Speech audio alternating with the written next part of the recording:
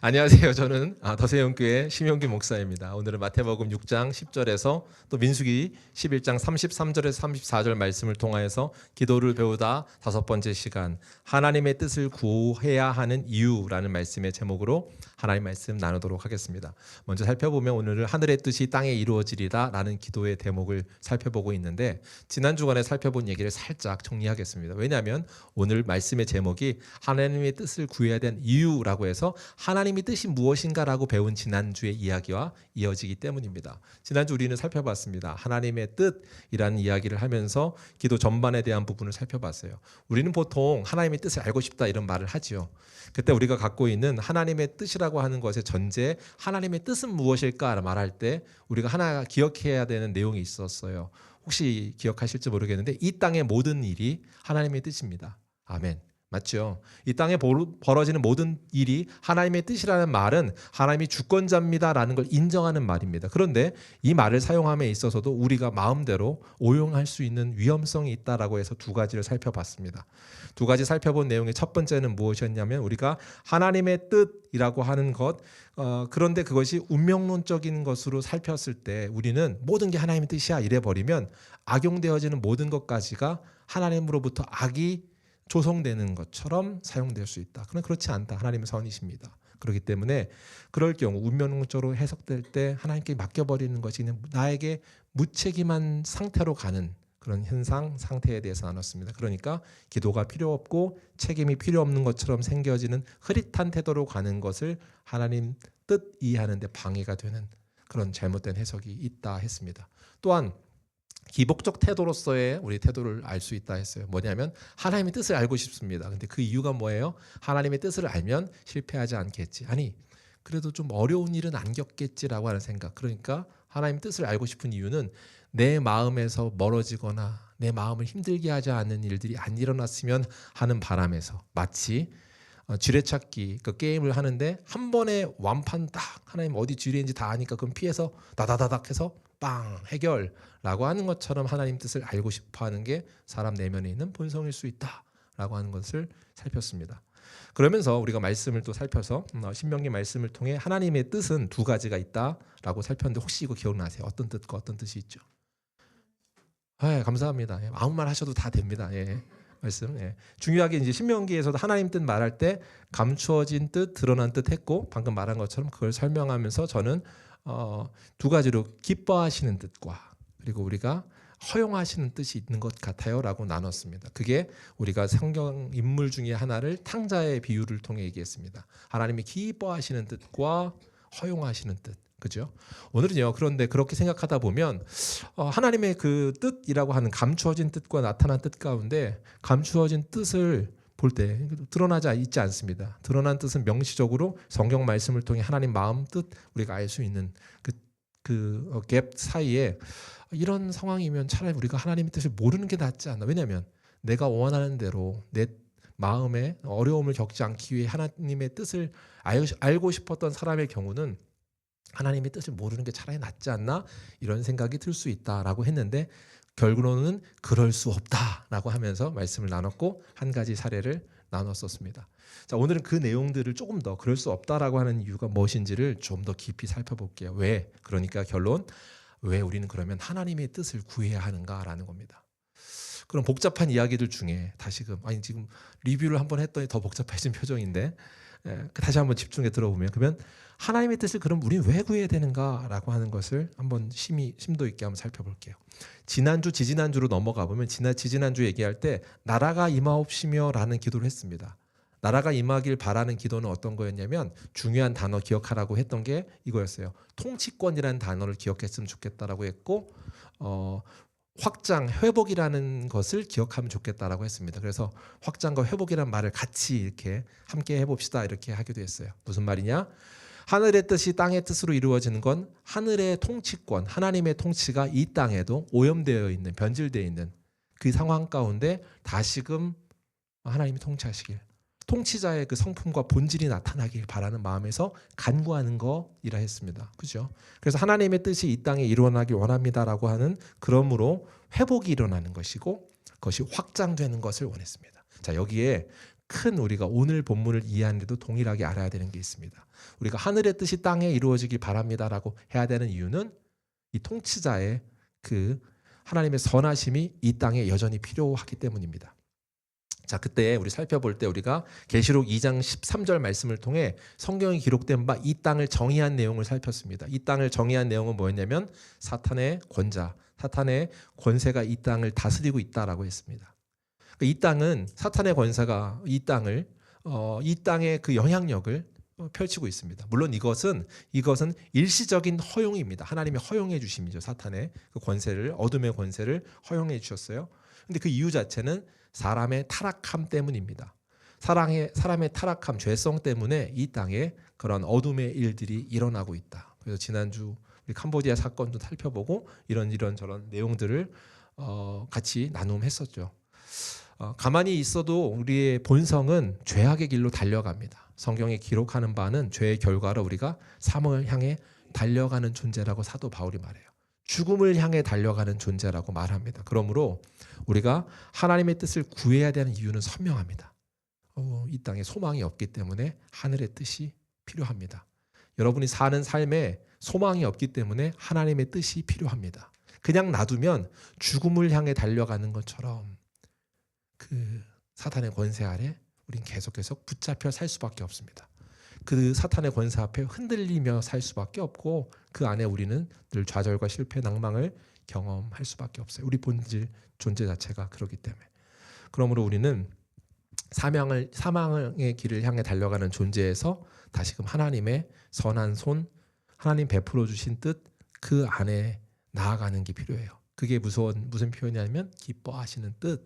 가만히 놔두면 흘러가는 허용하신 뜻이 아닌 기뻐하시는 뜻으로 우리를 초대하고 있는 것이 오늘 이 기도를 하라고 하신 이유입니다. 자, 앞에 서론 설명을 했다면 좀 쉬운 얘기로 한번 해보겠습니다. 우리가 어떻게 하면 이 소망 없음이라는 것을 다시 한번 확인할 수 있을까 생각할 때 성경에는요 수없이 많이 나옵니다. 우리가 얼마나 존재 자체가 실력이 없는지, 아무리 선한 것들을 주시려 해도 우리가 그것을 살아낼 능력이 없다는 걸 성경에는 계속 나옵니다.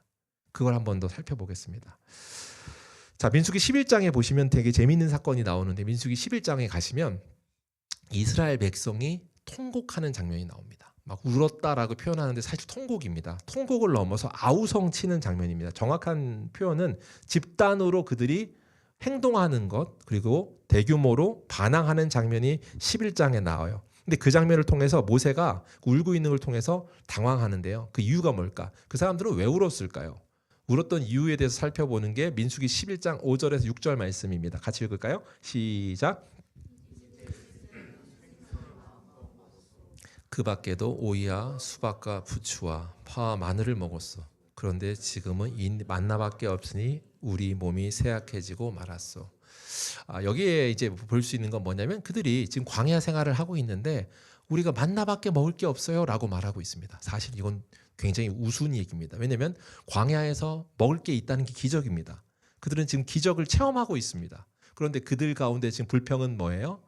내가 옛날에 고기도 먹었고 이랬는데 저랬는데 사실은 거짓이에요. 왜냐하면 그들이 종으로 노예로 살던 시대에 그걸 풍족히 마음껏 누리고 먹었다라고 하는 것 자체는 어떻게 보면 자기 중심성에서 방어 기제로 또 자기를 정당화하기 위한 말들일 겁니다. 그러니까 거짓이라고 보는 것이 훨씬 더 정확할 거예요. 근데 사람의 존재는 그렇습니다. 자기를 주장하고 자기가 옳음을 증명하기 위해서는 작은 걸 어떻게 해요? 크게 해. 그런 상태에서 아마 말하고 있는 겁니다. 그래서 그것을 책망하듯 말하는 것이고 불평하고 있는 거예요. 한마디로 지금 반찬 투정을 하고 있습니다. 보통 반찬 투정을 하면 엄마가 어떻게 하죠? 때리죠. 그럼 바로 나오셨어요. 그놈은 때려야지. 때리죠. 예. 그러니까 쉽게 생각하면 반찬 투정하듯 그렇게 말하고 있어서 하나님이 화나셨다, 노하셨다. 10절에 보면 노하셨다고 말하고 그걸 보면 모세는 당황했다 합니다. 그러면 노하셨으니까 이놈 하면서 그걸 어떻게 해요? 반찬 투정해 이렇게 하고 징계하시면 됩니다. 근데 이상한 건 노하셨는데 그 다음에 하시는 행동이 그들에게 고기를 그냥 주십니다. 왜 고기를 주실까요? 너 왜 불평해? 라고 하면서 징계를 해야 될 것 같은 장면에 허용하신 뜻으로 그들에게 놓아두십니다. 사랑하는 성도 여러분, 이 허용하심이 이들에게 징계가 됩니다. 허용하심의 뜻이라는 것이 인간의 본성이 악하기 때문에 징계를 스스로 받게 됩니다. 보세요. 말씀을 보실까요? 그들이 어떻게 했는 거 보니 31절에 보니까 종일토록 메추라기를 모았는데 작게 모으지 않았던 것 같아요. 작게 모은 사람도 10호멜이라고 했습니다. 약 한 2리터가 2000리터가 넘는 양이에요. 여러분 2000리터가 얼마나 되는 것 같아요? 어마어마한 양이에요. 그 사람들이 2000리터의 그 양을 고기를 계속해서 가져갔습니다. 왜 그랬을까? 그것을 성경은 말하는데 결국 그게 재앙이 됐다라고 말합니다. 말씀 오늘 읽었던 본문인데 33절 34절 그 재앙은요 오래 걸리지도 않아요. 바로 일어났습니다. 어떻게 말하고 있는가 한 이 표현은 고기가 아직 이 사이에 있어 씹히기 전에 라고 했습니다. 그러니까 고기를 먹었어요. 근데 아직 그 많은 고기지만 먹고 먹는 중에 아직도 뭐예요? 이에 남아있다라고 말해요. 그런데 그 남아있는 중에 어떤 징계가 있는가? 말씀 같이 읽을까요? 33절입니다. 시작. 고기가 아직 이 사이에 있어 씹히기 전에 여호와께서 백성에게 대하여 진노하사 큰 재앙으로 치셨으므로 그곳 이름을 기브롯 핫다라 불렀으니 욕심을 낸 백성을 거기 장사함이었더라. 자, 여기에 말하고 있는 무덤 이름이 기브롯 핫다와이다라고 말했습니다. 기브롯 핫다와이라는 말은 무슨 말이냐면 탐욕의 무덤이란 말입니다. 그러니까 욕심의 무덤이란 뜻이에요. 그들이 지금 욕심의 무덤, 그 진노, 징계를 받고 있습니다. 하나님의 이 진노, 징계하심, 이 상황이 펼쳐졌는데 성경에서 이제 오해를 갖게 하는 장면들이 꼭 있는데 여기도 좀 성도들이 오해를 가져요. 뭐라고 말하는가 하니 백성에게 진노하셨다. 누가? 여호와께서. 그러니까 큰 재앙이 있는데 이게 여호와께서 진노하신 거라서 이렇게 벌어졌어라고 생각하는 거예요. 그러니까 이런 겁니다. 반탄 추정을 하는데 못 먹을 걸 먹여가지고 얘가 크게 징계를 받아서 그랬냐라는 오해를 갖게 되는 겁니다. 그죠? 그런데 이 장면은 사실 그렇지는 않습니다. 왜냐하면 어떤 재앙, 너 말 안 들었으니까 하나님이 진노하신 거야. 하나님이 책망하셔서 그들이 이 모든 일들을 하나님이 이제 괴롭히신 것처럼 이해하는 장면은 아니라는 말입니다. 보세요. 성경을 다시 한번 보실까요? 이 재앙에 대한 걸 생각해 볼 때 뭐라고 말하냐면 큰 재앙이라는 단어 자체가 마카라는 단어 이제 히브리어를 쓰고 있는데 징벌이라는 뜻이고 재앙이라는 말입니다. 근데 재앙이라는 말, 징벌이라는 말을 쓰고 있는데 무엇이 징벌이고 재앙이었는가 생각해 보면 여러 가지 추측할 수 있는데 성경은 무덤이 뭐라고 하냐면 욕심 때문이야라고 욕심의 무덤이라고 말했어요. 자, 욕심으로 일어난 재앙과 징벌이 뭔가 여러 가지 생각해 볼 수 있는데 아까 고기를 얼마 정도 제가 모았다고 그랬나요? 2000리터. 2000리터를 먹을 수 있어요, 없어요? 먹을 수 없어요. 그럼 그게 쌓여 있습니다. 어떤 상황이 벌어질까요? 썩겠죠. 예, 썩을 뿐만 아니라 어떻게 될까요? 부패하고 세균이 번식합니다.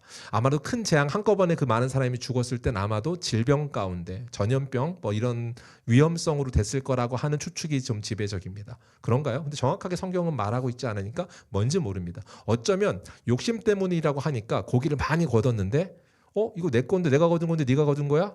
라고 하면서 경계가 모호해졌을 수도 있지 않을까 상상해 봅니다. 그래서 어떻게 있을까요? 들 가운데 그 욕심 때문에 다툼이 나올 수도 있었을 것 같습니다. 모르겠습니다. 이건 제 상상력의 여러 가지 그냥 추측인데 정확한 내용은 알 수 없지만 본질은 뭐냐면 그들이 무엇 때문에요? 탐욕 때문입니다. 마음의 탐욕 때문에. 성경이요 전염병인지 뭔지 알 수 없지만 분명한 것은 탐욕으로 인한 죽음이다라고 말합니다. 그럼 이 상황을 어떻게 이해해야 될까? 그들 상태 그대로 내버려 둠이 그들 스스로 징계를 받게 되는 겁니다. 하나님이 건져주지 않으면 그들은 죽을 수밖에 없는 존재라는 것을 증명하고 있습니다. 왜냐하면 오늘 마지막에 이 탐욕의 무덤이라고 얘기했는데 출발점이 뭔지 보세요. 4절입니다. 같이 읽겠습니다. 시작.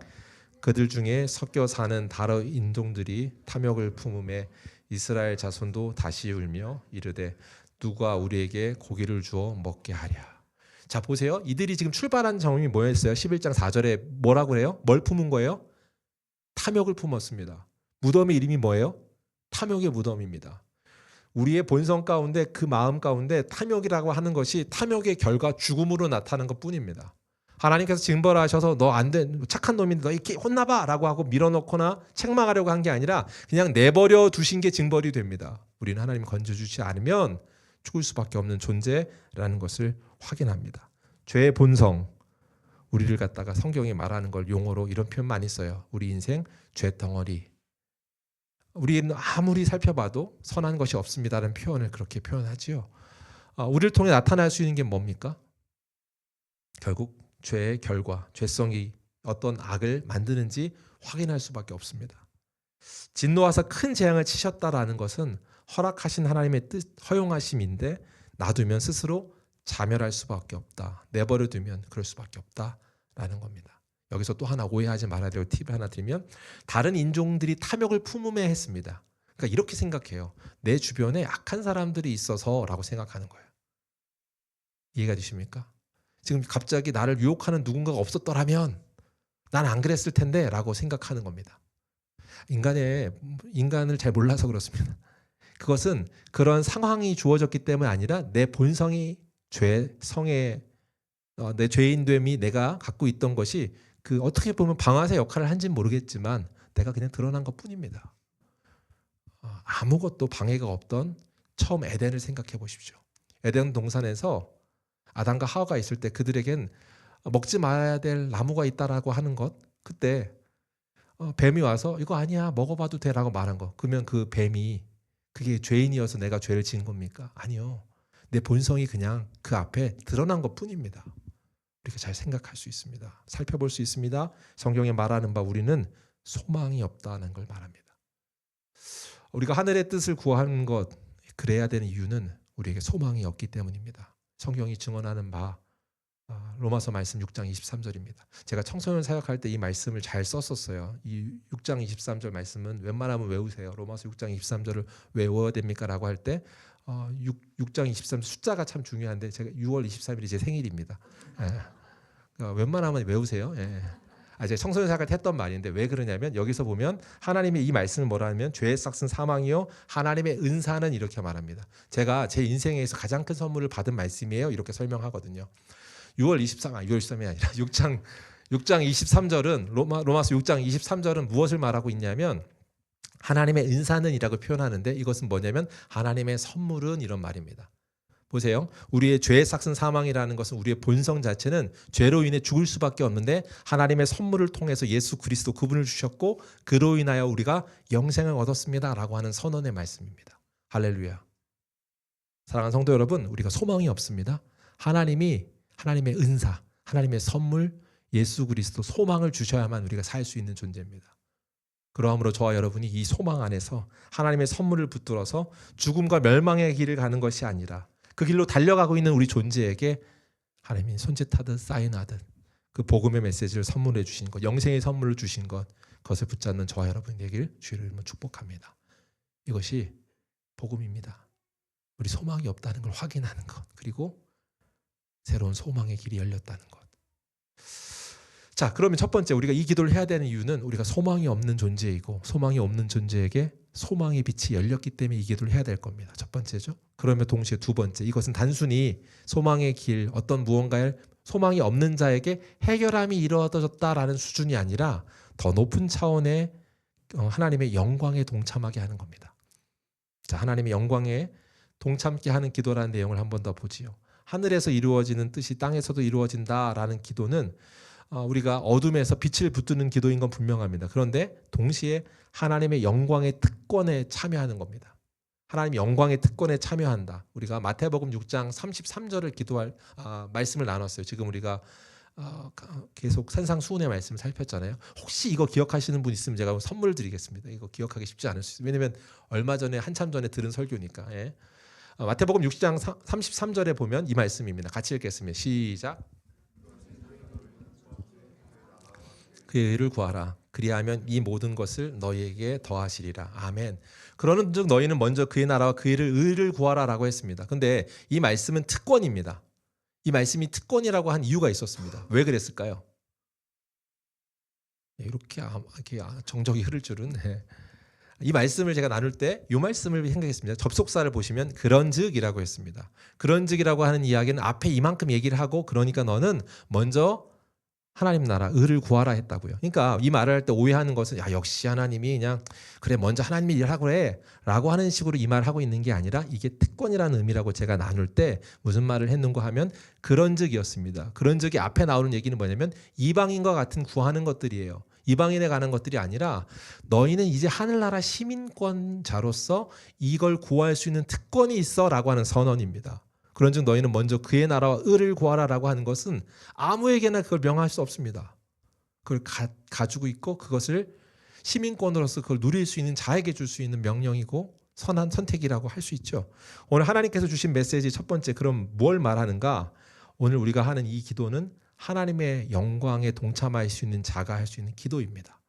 조병수 교수님, 저희 이제 스승이시거든요. 스승이신 조병수 교수님께서 이 기도 대목을 할 때 뜻이 하늘에서 이루어진 것이 땅에서 이루어지리라라고 하는 이 대목을 뭐라고 했냐면 하늘과 땅을 엮는 기도라고 했습니다. 하늘과 땅을 엮는 기도다. 무슨 말일까? 주기도를 통하여 하나님의 일은 사람에게로, 사람의 일은 하나님에게로 나아간다. 이 기도를 통하여 하늘의 일이 땅으로, 땅의 일이 하늘로 이끌린다. 또 들어보세요. 이 기도는 하나님과 사람을 잇는 기도이며 하늘과 땅을 엮는 기도이다. 그러므로 이 기도를 드리는 자는 하늘과 땅을 엮는 사람이다. 할렐루야. 이 기도가 그런 하나님의 영광에 동참하는 기도랍니다. 무슨 말인가? 주의 몸된 교회가 하늘과 땅을 잇는 역할로 부름받아 그 일들을 감당하게 하시는 게 하나님의 뜻입니다. 하나님의 일이 인간 속으로 들어오는 것이고요. 우리 인간의 현실이 하나님께로 올라가는 통로가 되는 겁니다. 뭐가요? 이 기도가요. 그 일이 여러분과 저에게 일어나는 것, 어떻게 일어날 수 있을까 생각해 볼까요? 직장에서의 부당한 일을 제가 경험해요. 여러분들이 직장에서 참 이런 일이 왜 일어나지? 원통하고 억울한 일들이 일어날 수 있죠. 그럴 때 어떻게 하는가? 그때요, 하나님의 뜻이 본래 나라면 했을 여러 가지 일이 있는데 그걸로 반응하는 것이 아니라 내 안에 이 기도가 열매 맺을 때 하나님의 뜻, 하나님의 일이 나에게 내려옵니다. 그래서 내 감정과 내가 갖고 있는 여러 가지의 자아, 내 생각, 판단, 해결해야 될 방식을 다 통제하고 하나님의 행동으로 옮겨지게끔 하는 것. 그게 뭐예요? 내 감정, 행동 속에 하나님이 스며드는 겁니다. 할렐루야. 여러분의 감정에 하나님이 스며드는 복이 있길 주의 이름으로 축복합니다. 또한 그러므로 하늘의 일, 내 일상에 하늘에 닿는 거예요. 내 일상이 하늘로 올려지는 거예요. 하나님 통치하는 나라로. 하늘이라고 하는 것은 갑자기 내가 하늘로 올라간다가 아니라 하늘의 주권인 통치자의 주권이 내 삶에 임하는 것. 그게 내가 하늘로 올려지는 것이라고 아마도 조병수 교수님 표현하는 것 같아요. 그런가 하면 감정으로 생각해 보세요. 여러분이 자녀 양육을 합니다. 자녀 양육할 때 내 뜻에 생각하면 자녀가 조금 모자라요. 왜 이러지? 라고 생각하며 또 이런 염려들이 계속 생겨요. 그때 이 아이를 향한 하나님의 시선이 나에게 들어오는 겁니다. 아까 마음이었어요. 근데 지금 시선을 바꿔주시는 거예요. 무엇입니까? 내가 생각할 수 없고 내가 바라볼 수 없는 시선, 그 순간을 하나님의 관점으로 하나님 뜻 안에 바라보게 되는 것. 그리고 그 아이의 뜻을 바라볼 때 하나님 뜻으로 바라보면 가까운 근시안적인 바라봄이 아니라 먼 길을 바라볼 수 있는 눈이 생길 겁니다.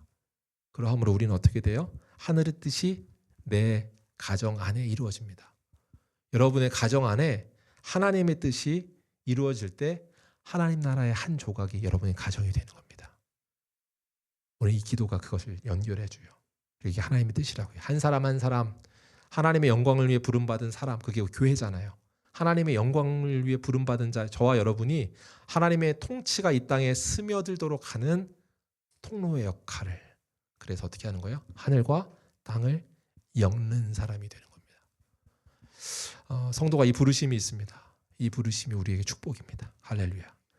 그런가 하면 이것은 우리가 단순히 이제 그렇게 되어짐을 넘어서는 하나님의 또 다른 새로운 방식으로서의 하나님의 일하심인데, 박영동 교수님께서 이 기도를 설명하며 쓴 대목을 나누고 싶습니다. 뭐라고 말씀하셨던가 봤더니 우리 자신이 누구인지, 어떤 특권이 주어졌는지, 우리가 어떤 위치에서 어떤 자격을 가지고 기도하는지 알게 될 때, 우리 존재를 알게 되는 거죠. 그때 세상에서 위축되지 않으며 기가 살아나는 시간이 된다라고 했습니다. 제가 너무 이제 흡족한 표현이에요. 여러분, 이 기도를 통하여서 우리 자신이 어떤 특권이 주어졌는지 아는 게 중요합니다. 여러분한테 이 기도의 시간을 통하여 내가 이것이 특권이구나라고 하는 어떤 위치에서 어떤 자격에서 이 기도를 할 수 있는지라고 알게 될 때 여러분은 위축되지 않을 뿐만 아니라 아들로서 기가 살아난대요.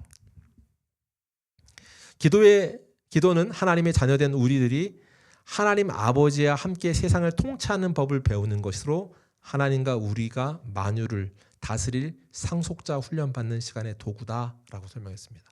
이건 뭐냐면, 왜 기가 살아나면 이것은 하나님의 뜻을 가지고 내가 이 땅을 다스리는 통로로서 하나님의 상속자로서 이 땅을 살라고 하시는 특권이 있구나라는 걸 깨달을 때 기가 산다고요. 세상에 위축되지 않는다고요. 세상의 어떠한 가치 또한 그들이 갖고 있는 기준이 아닌 하나님의 통치, 그 하나의 더 크신 선하신 놀라운 위대하신 하나님의 초월하신 그 뜻이 어떻게 이루어지는가라는 걸 소원하게 되는 것. 그러므로 본래 이 땅에서 하나님이 원하셨던 일들을 어떻게 해요? 여러분을 다스릴, 만유를 다스릴 상속자로 초대하십니다. 여러분 옆에 있는 분에게 인사하실까요? 당신이 하나님의 상속자입니다. 할렐루야. 하나님이 당신의 상속자입니다. 믿으십니까? 그러면 이 기도가 우리가 하나님의 상속자로서 여러분 그럼 어깨에 뽕이 막 들어가죠. 예. 이 사는 데의 삶의 가치가 달라지죠. 이 기도가 여러분을 그런 존재 또 상황으로 만들어주고 이끌어준대요. 왜냐하면 성경은 그렇게 하나님의 상속자로 다스리는 게 본래 그분의 뜻입니다. 근데 그 뜻을 이 기도를 통하여 우리를 빚어주시는 거예요. 그 상속자 훈련이 있잖아요.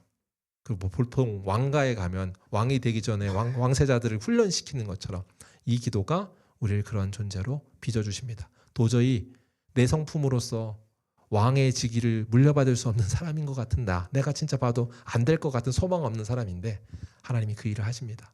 여러분 그러므로 이 기도를 쉬지 않아야죠. 쉬지 않고 기도하죠. 그리고 그 원리를 가지고 이걸 주문외우는 것이 아니라 그 내용에 살을 붙여가며 기도하는 겁니다. 끝날 때 한번 이거 살을 붙여가며 기도하는 내용들을 한번 살펴볼 거예요. 하나님의 성경에 기록된 바 그것이 하나님의 약속입니다. 우리가 창세기 1장 28절 두팔 명령의 첫 번째 명령을 뭐라고 했습니까? 하나님이 우리에게 하신 명령은 뭐예요? 생육하고 번성하고 땅을 정복하고 다스리라고 하셨어요. 이것이 하나님의 뜻입니다. 이것이 하나님 방식입니다. 상속자로 부르신 우리가 이 기도를 통하여 그러한 존재됨으로 빚어지는 저와 여러분 되기를 주의 이름으로 축복합니다. 빚어진다고 했어요? 단번에 탁 무슨 기계를 찍어내서 딱 만들어지는 게 아니라 빚는 겁니다.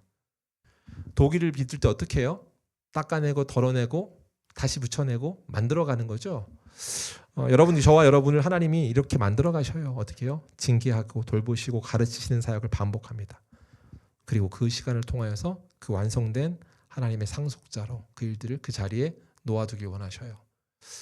그러한 놓아둠이 하늘과 땅을 엮는 축복의 통로다 라고 말하는 그것을 기억하며 믿음으로 나가는 저와 여러분 되길 소망합니다. 그런가 하면 이 세 번째, 그럼 어떻게 하늘의 기도가 땅의 기도가 되는 것을 살아낼 수 있는가? 살아낼 근거가 있습니다. 근거가 무엇인지 살펴볼까요? 모범을 소개해 드리겠습니다. 이게 어렵기 때문에 아까 말한 것처럼 한 번에 탁 기계치듯 찍어지는 게 아니라 빚어져야 된다고 했잖아요. 빚어지는 과정을 한번 살펴보는 예화로 어떻게 이 하늘의 뜻을 땅에 그대로 이루어지는가. 이 땅에서 그 온전한 샘플을 보여주셨는데 예수 그리스도입니다. 예수 그리스도께서 어떻게 기도하셨는지 볼까요? 이 기도를 어떻게 하셨는지. 겟세마네 동산에서 이렇게 기도하셨습니다. 마태복음 26장 39절입니다. 같이 읽겠습니다. 시작. 내 아버지여 만일 할만하시거든 이 잔을 내게서 지나가게 하옵소서. 그러나 나의 원대로 마옵시고 아버지의 원대로 하옵소서. 예수님이요 지금 십자가 사건 앞에 그 고통 앞에 고뇌하셨습니다. 단순히 고뇌라고 표현하긴 어려울 정도로 괴로워하셨습니다. 왜 그랬을까요? 예수님의 입장에서 이 잔은 괴로움이고 두려움입니다. 또한 단절의 고통에 대한 어떠한 그 깊은 내면의 표현들을 담아내고 있습니다. 이런 생각을 해요. 우리는 잘못 생각할 때 어떻게 하냐면 예수님은 뭐예요? 신이잖아요. 신인데 그 일을 십자가를 진다는 것 그리고 이따가 부활할 거 아는데 왜 괴로워? 라고 생각한다고 많이 오해합니다. 신인데 그분에게도 괴로운 걸까? 아니요. 이거는 누구도 경험할 수 없는 두려움입니다. 그분의 존재로서는 생각할 수 없는 일이에요. 무슨 일이 일어나는 거예요? 십자가에 이 잔을 이 죽음의 잔을 진노의 잔을 받는다는 건 무엇입니까? 하나님 아버지로부터 저주를 받는 것입니다. 우리가 받아야 될 그 저주를 대신 받는 거예요. 하나님이신 예수 그리스도께서 아버지의 진노의 잔을 받는다는 것 그것이 얼마나 고통스러운 것인가. 아버지와 단절된다는 것 그것이 얼마나 고통스러운가. 이것을 매우 괴로워하셨습니다. 누가복음에 보면 22장 44절 표현을 이렇게 해요. 그분이 얼마나 열심히 이걸 기도하고 있는 거 보면 씨름하고 사토하듯 기도하고 있다는 표현으로 땀이 핏방울같이 떨어졌다고 해요. 여러분 땀이 핏방울처럼 떨어졌다는 건 훅 떨어지는 거예요. 뚝뚝뚝이 아니라 떨어지는 거예요. 그럼 그 기도 이 시간 기도하면서 어떻게 하는 거예요? 사투를 기도하고 있습니다. 하나님, 이 잔을 내게서 옮기실 수 있으면 옮겨 주십시오라고 하는. 그러니까 철저히 그 마음 가운데 고뇌하고 있는 것, 괴로운 마음을 그대로 아뢰고 있습니다. 성도 여러분, 하나님께 온전히 그대로 아뢰십시오. 여러분의 사랑, 상황을 그대로 올려드리십시오. 그리고 그 기도를 통하여 하나님께 마지막에 어떻게 고백하는지를 보십시오. 예수 그리스도 순종하시죠? 순종하시는 내용 뭐예요? 온전히 하나님의 아버지 뜻대로 되길 원합니다라고 하고 그 이후에 이 기도를 통하여 그 생명 같은 그 사건을 감당하십니다. 말씀을 한번 살펴보시고 내용을 보여주는 것들이 우리에게 드러납니다. 예수 그리스도가 왜 우리의 모범이 되는가? 인류를 나눌 때 예수님을 두 번째 아담이라고 불러요. 왜 그렇게 부를까요? 모든 인간은 이 하나님의 순종에 실패한 인간, 그런데 온전히 이것을 수용하고 받아들이고 순종할 수 있는 인간으로서 두 번째 아담, 대표되는 사람, 그게 예수 그리스도거든요. 첫 번째 아담이 있었습니다. 첫 번째 아담과 두 번째 아담이라고 표현하는 예수를 비교할 때 우리는 분명한 중요한 사건들을 기억하게 합니다. 이 비교를 통하여서 둘이 동일한 시험을 받았다 이런 표현을 해요. 어떤 표현이었냐면 둘 다 나무에 관한 나무에 관한 시험을 받으셨습니다. 첫 번째 아담은 어떤 나무의 시험을 받았나요? 선악을 알게 하는 나무의 열매를 먹지 말라 하는 것이었고, 두 번째 아담 역시 예수님도 십자가에 달려라라고 하는, 또 그것을 위에 이 땅에 왔다라고 하는 명확한 그를 향한 순종의 요구가 있었습니다. 첫 번째 순종하라 한 것을 아담이 실패했습니다. 근데요, 아담이 실패한 건 어떻게 보면 모든 조건이 그것을 방해하고 있는 것이 하나도 없고 오히려 그걸 잘 순종할 수 있도록 좋은 환경 가운데 있었습니다. 그걸 순종하라고 이런 것이 돕는 것 조건들이 아주 풍족하게 많았습니다. 존 비비어가 쓴 순종이라는 책이 있는데 그 책에서 이렇게 표현해요. 아담과 하와는 귀신의 통치와 영향력이 전혀 닿지 못하는 완벽한 환경에 살았다. 하나님의 임재 안에 거했다. 육신 때문에 행동에 지장을 받은 적이 없었다. 이 말이 표현이 되게 감동적이에요. 왜냐하면 아담과 하와는 그때 하나님하고 교제할 때입니다. 그 안에서 하나님 붙들려 있을 때요. 사단이 와서 뱀이 이렇게 살짝 유혹했어. 이게 아니라 더 큰 영향력 안에 있었음에도 불구하고 그가 선악을 알게 하는 나무 열매를 먹었습니다. 그건 뭐예요? 그의 본성이 악이라는 겁니다. 자기 뜻대로 살고 싶어하는 본성이 그에게 여전히 존재 자체가 그리하였으므로 그 결과가 나온 것뿐입니다. 이해가 되시죠? 그런 상태에서 그가 한 것은 온전한 실패. 그러나 예수 그리스도, 그분의 두 번째 아담 되시는 그분의 하신 일은 너무나도 비교할 수 없는 무겁고 혹독한 일입니다. 고통과 수치, 죽음의 일입니다. 그리고 그분은 이미 이것을 피할 수 있는 능력이 있습니다. 하나님이신 그분이 그것을 거절하고 아예 벌어지지 않은 일이고, 천군천사를 불러서 그를 잡아가려고 할 때도 베드로야 가만히 있어 하지 않아도 그분의 능력 가운데 그들을 쳐낼 수도 있고 그 상황으로 몰아가지 않아도 됐단 말이에요. 그분에게 실력이 있어요. 힘이 있어요. 그런데 방해 요소가 아니라 그 내면의 그 끝까지 어려운 그 죽음의 고통 가운데 명령 앞에 예수님은 충성하십니다. 이것이 무엇입니까? 이 사건을 통하여서 그 순종이 우리 연약함을 덮고 온전히 성령의 인도하심을 통하여 구원받는 자리로 초대합니다. 하늘의 뜻이 이루어지는 것, 매일의 순종이 나타나는 거예요. 그러니까 이 두 가지 사건을 비교할 때 우리는 다시 한번 확인할 수 있습니다. 예수 그리스도의 모범 되심이 얼마나 큰지를 아는 것이고 그것이 우리에게 어떠한 선물이 주어졌는지를 아는 것. 우리가 지금 구원받게 된 그 놀라운 일이 말로 다 할 수 없는 철저한 순종 가운데 이루어진 겁니다. 우리에게 이 기도를 하라고 하는 것은 여러분을 통하여서 그 철저한 순종을 통하여서 이 복이 여러분 상속자잖아요. 여러분을 통해서 어떻게 되는 거예요? 확장되고 회복되는 거예요. 지지난주부터 계속해요. 뭐 되는 거라 이 기도를 통해 일어나는 일이 뭐예요? 확장과 회복입니다. 회복과 확장입니다. 여러분 하나님의 그 뜻하심의 그 놀라움이 그 거룩이 영광스러움이 여러분을 통해서 회복되고 확장되길 소망합니다. 그 일로 이 기도가 초대되어지고 있습니다. 인간을 통해 우리 확인했어요. 뭐예요? 환경이 문제가 아니라는 걸. 우리의 본질, 존재 자체가 문제라는 걸.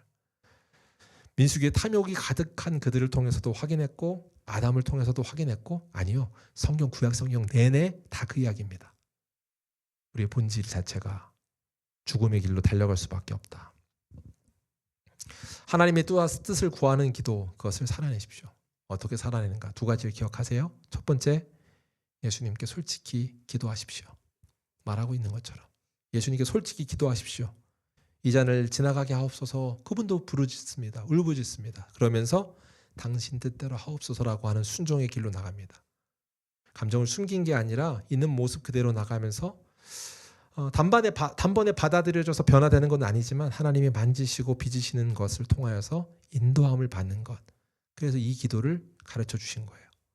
그렇게 인도함을 받으라고.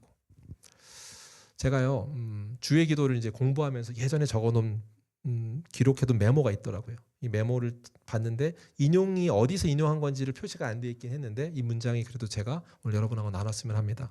뭐라고 나눠 있는 문장이냐면 이건 좀 이렇게 집중해 들어보세요. 하나님은 그분이 아시는 모든 것을 당신이 알았다면 구했을 그것만을 주신다. 이해가 되셨습니까? 다시 한번 해볼게요. 하나님은 그분이 아시는 모든 것을 당신이 알았다면 구했을 그것만을 주신다. 그래서 무슨 말이냐면 여러분 당신이 하나님처럼 알았다면 당신의 삶에 일어나게 할 모든 일을 이미 그분은 주고 계시다고요. 그게 어떤 얘기예요? 그분은 선이십니다. 최선의 것을 선이신 그 하나님이 지금 주고 계시다고요. 여러분도 하나님처럼 모든 걸 알고 있으면 여러분의 삶에 일어났으면 하는 그 감추어진 뜻, 우리는 이게 뭘까라고 하고 고민하고 원망할지 모르지만 그렇게 일어난대요. 여러분 그러므로 주저하지 마시고 하나님의 뜻이 우리에게 일어나길 구하십시오. 그 선하신 하나님이 완벽한 길로 초대하고 인도하십니다. 이 사실을 알 때 여러분은 기쁨으로 이 기도에 동참하고 신뢰함으로 순종하며 나아갈 수 있습니다. 하나님을 철저히 신뢰하십시오. 그리고 그 일에 걸어가십시오. 말씀을 정리하겠습니다. 오늘 가르쳐준 이 기도를 기억하십시오. 첫째, 주님이 가르쳐주시는 하나님의 뜻을 구하라 하신 이 기도는 내버려 두면 달려갈 길, 우리 존재가 멸망의 길이라는 걸 아는 겁니다. 우리를 건져내사 소망의 길로 나아가게 하시는 기도입니다. 두 번째로 하늘의 뜻을 구하는 기도는 하나님 영광에 참여하는 기도입니다. 하나님의 완벽한 통치가 이루어지는 곳을 바라봄으로써 어떻게 해요? 하늘과 땅을 엮는 것입니다. 내 뜻에 성취해서 하나님의 뜻에 동참하게 하여서 우리라고 하는 제목으로 바꾸는 거예요. 주의 기도에는 계속해서 우리라는 단어를 쓰고 있다고요. 여러분 만유와 함께 다스릴 상속자, 만유를 함께 다스릴 상속자로 우리를 훈련시키시는 그 자리입니다. 하나님의 뜻을 통하여 우리가 세상을 움직이기 원하십니다. 이 땅에 하나님의 뜻이 이루어져서 하나님의 통치가 회복되고 확장됨을 경험하는 기도, 두 번째 이 기도를 기억하십시오. 세 번째, 우리가 당장 이해할 수 없습니다. 그러나 하나님은 그분이 아시는 모든 것을 당신도 알았더라면 당신이 그렇게 해달라고 구했을 그것을 당신에게 주고 계십니다. 할렐루야. 그분을 신뢰하십시오. 최고의 선이신 그분을 바라보십시오. 뜻이 이루어지리라 라고 하는 것, 예수를 바라보는 것으로 출발합니다. 감추어진 뜻의 최고의 선으로 주시는 그분을 위해 바라보십시오. 그때 여러분은 이 사실이 여러분 신뢰 가운데 쌓일 때 이렇게 기도할 겁니다. 아버지의 뜻대로 하옵소서라고. 단순히 아버지의 뜻이 나에게 이루어지길 원합니다 라는 것이 무책임한 행동으로서의 기도가 아니라 이 기도는요, 기도를 정말 실험해 본 사람만 알아요. 기도를 정말 실험해 본 사람이 결국 할 수 있는 최고의 고백이라는 걸 알게 될 겁니다. 바라건대 아버지 뜻대로 하옵소서의 기도가 저와 여러분 더세움교회 성도들의 입에 가득 차기를 주의 이름으로 축복합니다.